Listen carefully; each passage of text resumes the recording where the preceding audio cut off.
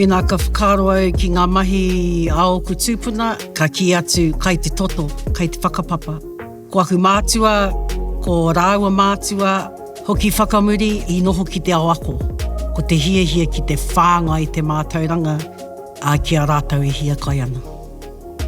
Haere au ki te whare wānanga I te kimi mahi au, ana ka noho hei kai āwhina ki taku māma me taku auntie, o rāua kai āwhina I taua wā, ana mai taua wā ka rongo au I te hiahia ki te whāngai anō I nei mea ki tāngata ki atu. Kia nei mo te aku I te reo ko tētahi o ngā mea nui, ko te tau o ngā kare aroto.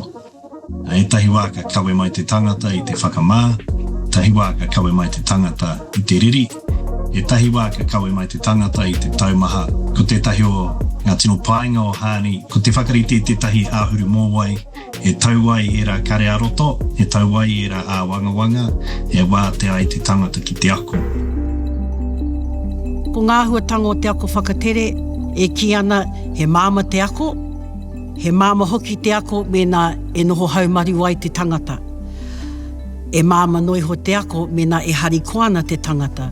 Nō reira, ko te whakarite huarahi, anō hoki e Māori ai te kapo, ko ngā waiata, ko ngā karakia, ko ngā kēmu hoki e rata mai ai te tangata ki te reo.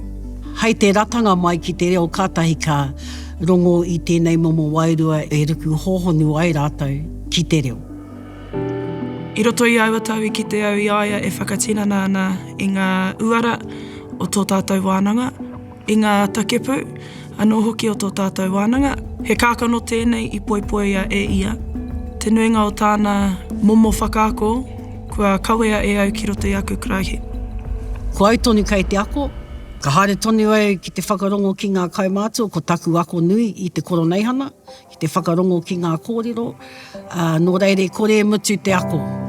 Kia kaha tonu ki te whakarongo ki ngā waiata Māori, ki ngā reo irirangi Māori, ki te pauaka whakaata Māori, e rā huarahi katoa, engari mā te tangata tonu e whakarite wāhi, e haere ai ia, e rangona ai te reo.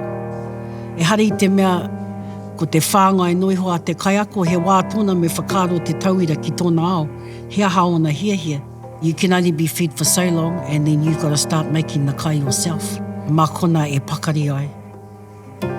Ki te whakaro au ki aku mahi ki konei, ki te wānanga Aotearoa I tēnei wā, ko tētahi aku tino kawenga, ko te kaupapa matua, ko te whakakitenga, ko ngā takepu, ko ngā huanga o ako wānanga, a ara koina te whare kōrero o te wānanga Aotearoa. Engari he maha ngā huarahi e uru ai te reo. Ko te mea nui kia kawe mataku ki te wero, mā te kore mataku e pai ai te kawa.